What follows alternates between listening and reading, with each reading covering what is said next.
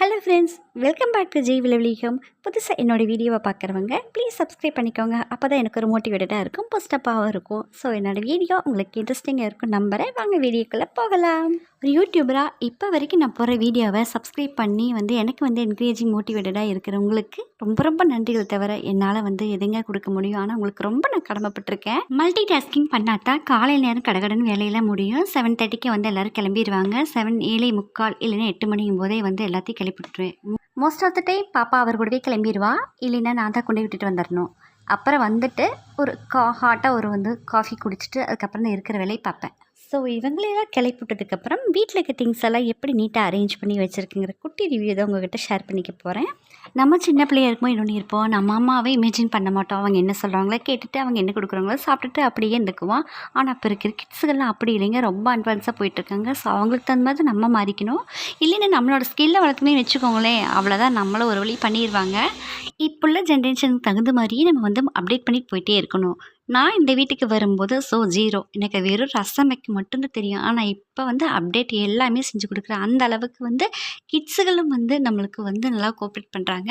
என்னென்ன வேணுமோ முதல் நாளே மெனு கொடுத்துருவாங்க, இது செஞ்சு கொடுங்கம்மான்ட்டு.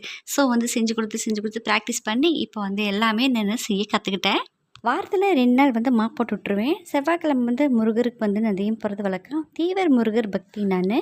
ஸோ வெள்ளிக்கிழமை மகாலட்சுமிக்கு நான் சாமி கும்பிடுவேன். ஃபஸ்ட்டெல்லாம் பாபாஜிக்கு சாமி கும்பிடுவேன். குபேர தீபம் போட்டு குபேரருக்கு வியாழக்கிழமை சாமி கும்பிட்ருந்தேன். இப்போ அதையே விட்டுட்டேன். இனி மறுபடியும் கண்டினியூ பண்ணணும். என்ன தான் நம்ம ஸ்கில்லை வளர்த்துக்கிட்டாலும் நம்மளுக்கு சப்போர்ட் பண்ணுறக்கு ஒரு ஆள் வேணும். ஸோ அந்த விதத்தில் என்னோடய ஹஸ்பண்ட் ரொம்ப சப்போர்ட் பண்ணார். 2 வீலர் ஓட்டி பழகின ரீசனும் அதுதான். கிட்ஸுகளை கொண்டு போய் விட்டுட்டு வரலாம், கூட்டிகிட்டு வரலாம் அப்படின்ட்டு. இப்போ காரும் 2 கார் வீலருக்கு டிரைவிங் ஸ்கூலில் தான் கொண்டு போய் விட்டார். நான் எல்லாத்துக்கும் பயந்துக்குவேன். ஏன்னா நான் ஷார்ட்டாக தான் இருப்பேன். வண்டி ஓட்டுறதுல கொஞ்சம் பயமாக இருக்கும். எந்த வேலையும் செய்யறதுக்கு எனக்கு கொஞ்சம் தயக்கமாக இருக்கும். இவர் தான் கொஞ்சம் மோட்டிவேட் பண்ணி எல்லாமே நீ பழகிக்கோ, எல்லாமே செஞ்சு பழகணும், இல்லாத நேரத்தில் நீ என்ன எப்படி மேனேஜ் பண்ணுவேன், எல்லாமே போயிட்டு பழகிக்கணும் அப்படின்ட்டு எனக்கு என்கரேஜ் பண்ணிகிட்டே இருப்பார். இப்போ லைசன்ஸ் வாங்கி 5 வருஷம் ஆச்சு.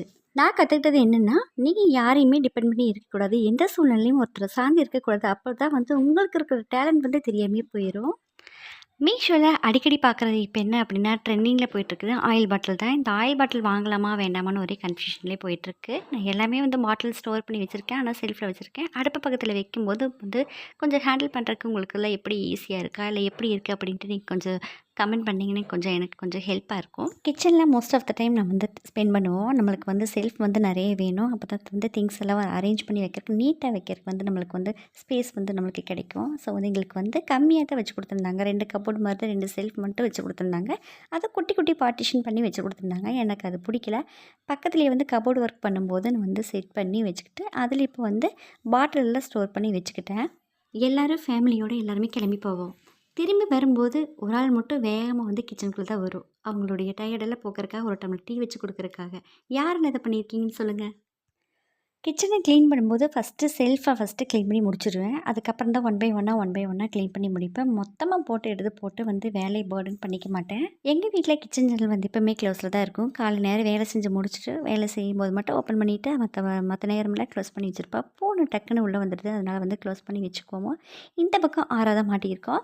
ஆரோட மாட்டி 1 மந்த்தாக நாங்கள் தண்ணி குடிச்சிருப்போம். ஸோ இது யூஸ் பண்ணுறதும் இல்லை, அப்படியே தான் இருக்குது. வேணுங்கும்போது மட்டும் யாராவது கெஸ்ட்டு வந்தால் யூஸ் பண்ணிவிட்டு அப்படியே விட்டுருவோம். கிச்சன் கவுண்டர் டாப்பில் பிளாக் கலர் ஷெல்ஃப் லைன் எதாவது ஒட்டியிருந்தேன். அதை இப்போ எடுத்துட்டேன், நீட்டாக எடுத்து வச்சுட்டேன். அது எனக்கு பிடிக்கல, அதனால் எடுத்துட்டேன். கீழே ஆயில் ஸ்டோர் பண்ணி எடுத்து வச்சுருக்கேன். ஆயில் கேனெல்லாம் எடுத்து வச்சுருக்கேன். ஓப்பன் பண்ணாத பாக்கெட்ஸ் எல்லாம் இருக்கும் பார்த்தீங்களா, க்ரோசரி ஐட்டம்ஸ் எல்லாம் ஒரு பேக்கில் போட்டு எடுத்து வச்சுருக்கேன். அந்த பக்கம் கிரைண்டர் இருக்குது.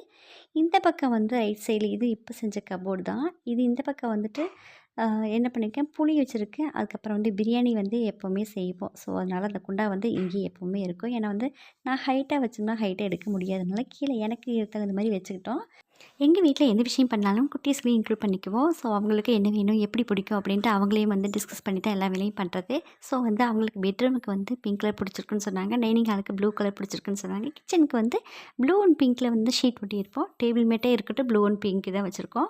ஸோ அவள் பாப்பா என்னையுமே பிங்க் கலரில் ட்ரெஸ் வாங்குங்கன்னு சொல்லி போட சொல்லி ஒரே கமெண்ட் பண்ணால் சாயங்காலம் வந்ததுலேருந்து அம்மா வீடியோ ஷூட் பண்ணுறீங்களே பிங்க் கலர் போட்டுக்குங்க அப்படின்ட்டா. சரி ஓகே, பிங்க் கலர் அவளுக்கு பிடிச்ச மாதிரி போட்டுக்கிட்டேன்.